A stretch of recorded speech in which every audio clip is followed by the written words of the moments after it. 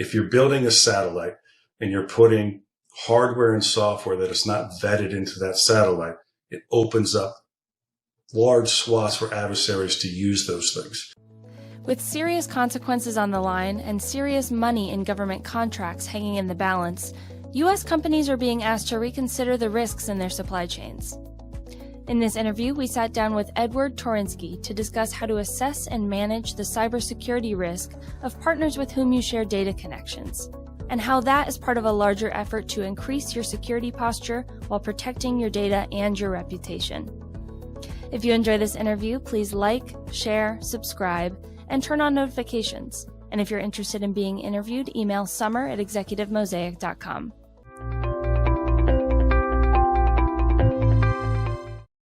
Hello, and welcome to Executive Mosaic's video interview series. I'm Summer Myatt, and here to speak with me today is Ed Tuorinsky, Managing Principal of DTS. Ed, thank you so much for joining us today. Thanks for having me. So let's start by talking about supply chain risk. How does a partner's security put your company at risk? So when you look at your company as a whole, you really have to look at your information flow. It's key in understanding what partners can put you at risk and which ones can't. You have information that's flowing into your company and out of your company. And they can be classified in kind of general categories, just general business communications that happen on a daily basis, back and forth between either customers or partners or between the sales team and potential clients. Then you have information that's company proprietary information that you want to make sure that is kept within, but you still might share outside your organization with certain designations. And then you have information that is a little bit higher level than that. It has to be protected. It's information we commonly refer as personal information, social security numbers, birth dates, PII. You might have PHI depending on organizations. And within the DoD space, you have the controlled unclassified information. So these are sets of information flowing in and out of your company. So really understanding the information flow and what partners are receiving what, that's really the start of your supply chain security, is understanding who's receiving what is that information, and should it be protected. So who are the partners that need to be vetted? How far does this go? So this is a great question.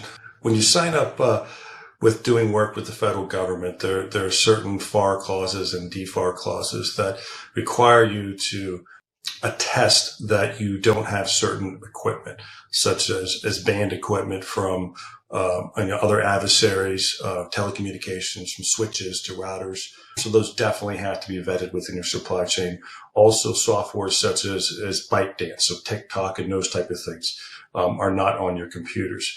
And then you have what I was going back to, the reference of your information flow, really looking at, is a partner getting information? And one, staples, for example, you're ordering your supplies, your office paper, pencils, pens. They have your credit card information, but they're not in that critical information flow. They're a vendor. They're a supplier of yours. Yes, if your information gets stolen, it is a hassle to change that, but it's not your critical. Then you have, maybe you outsource your business development, and they are writing proposals for you. And inside those proposals is not only proprietary company information, financial information, but a lot of proposals coming out of DoD have controlled unclassified information in those proposals. So that vendor has to be vetted. You are sharing critical information with them, and you want to make sure not only your corporate information is protected, but your potential client information is protected. And then you have subcontractors, which is more direct. They're working with you. They have controlled unclassified information. You definitely have to make sure that you're vetting them.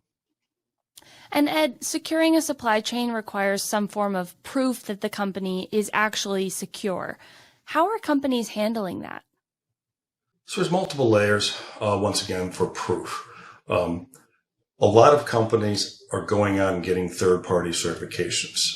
That really helps if you're going to an ISO standard. There's also state and local standards. For software companies, FedRAMP is something that they do to prove that they're meeting the federal requirements. There's also states that are getting onto StateRAMP.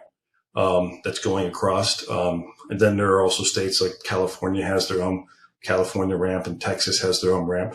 They're based in the same NIST standards, so they're all very similar. So for a software company that's kind of right now, the gold standard is that FedRAMP, state ramp approval. They also can have other, as I said, ISO certification. They could have ITAR certifications. And these are third parties that come in and verify that they're actually following the controls as part of that program. So that's really a great place to start. The other place is if you have people internally being able to look at their system security plan. Now, you might need an NDA in place to do this. Most companies just don't offer it over to you. But it's essentially saying this is how we are meeting these security requirements. And it typically includes software security, physical security, cybersecurity. It's a bunch of different controls that you can look at to know if you have someone on your side that can ingest that and understand it and make you feel good about, that company you're doing business with. Another way is legally to paper it from a legal standpoint. And that's probably not the best from a, are you secure, but it's the flow down clauses. It's sending a piece of paper from your legal department to them saying, I attest that I am following these standards. The company signs it and sends it back. Then, you're having a trust that they are. I think from a common sense standpoint, that might not be the best approach. Legally, it's an approach that puts off those requirements onto them. We suggest, once again, either looking at their security documentation or having a third-party certification that can present to you. And do you think security is a deal breaker? And what should companies do about partners who just won't prioritize security? It's quickly becoming a deal breaker. Currently, from a software perspective, if you're not FedRAMP approved, most DoD contractors will not use your software. And if you look at the big vendors, Amazon, Microsoft, Google, Salesforce, they all have government clouds or FedRAMP approved tools. You can go to the FedRAMP site and look at those. And if they're not on that list, a lot of companies just won't do business with you. As far as a service perspective, it is moving down that path of we need to know that you're secure. We need to understand papering it once again, flow down clauses. It's a trust factor. And there are partners that you probably have worked with where you can say, hey, I trust you. I know you haven't gone through certification. We've been working with side by side for years. You're a trusted partner. We're familiar with your operations enough to know that you're on this path. You're just waiting in line to get certified or audited. Then there's the other vendors that just aren't there yet. So there's a couple different things. One, you can just not do business with them. And we're starting to see that from a large vendor, small business perspective. They are looking for small businesses that are down that path. Other large vendors, are taking that security onto them. They're bringing them in. They're bringing them into their enclaves or issuing them devices so that they can work with that information in that area. And that's a cost that the bigger companies, some are willing to take on, some are not willing to take on. It does open up a risk. And then there's potential legal affiliation issues. I'm not a lawyer, but some companies don't want to become that affiliated with some of their smaller subs. And some of the smaller subs don't want to be 100% dependent on a Lockheed, Northrop, Boeing. So there are ways to do it. And they're just going back to common sense. I was approached by somebody who said, I have to give these plans to my plumbers and my electricians so they can do their work, but it's CUI. They are not certified. They won't be certified. How do I do this? So, well, they're allowed to see the information. Cybersecurity is about the environment where CUI is created, stored, or transmitted. You can show them the plans. They can check it out. They can look at them. Then you take them back at the end of the day and you secure them. So you're the one storing it. They're not transmitting it. So there are ways to work with vendors depending on what their jobs are. Use some common sense about the information flow to keep these companies that probably don't need to go through these long NIST 800, 171 security requirements. Is supply chain security required? Supply chain security is not a requirement at this point in time I understand, for any agency or any company. Now, companies are starting to implement it because they're seeing infiltrations come up from the bottom. They're small companies are coming in. If you look at some of the hacks that were the recent larger hacks with the medical community, they're getting in through these non-secure pathways, and they're infiltrating larger organizations. So commercial companies are starting to look at their supply chain and implement it. And then the federal government is also looking at it. If you look at NIST 800-171 revision 3, it talks a lot about supply chain security. That is out. It's not being implemented by DoD. They're going to stay with revision 2, but within the next 3 years, that will be implemented. If you look at Oasis Plus, they had a cybersecurity supply chain risk management template that they had to fill out.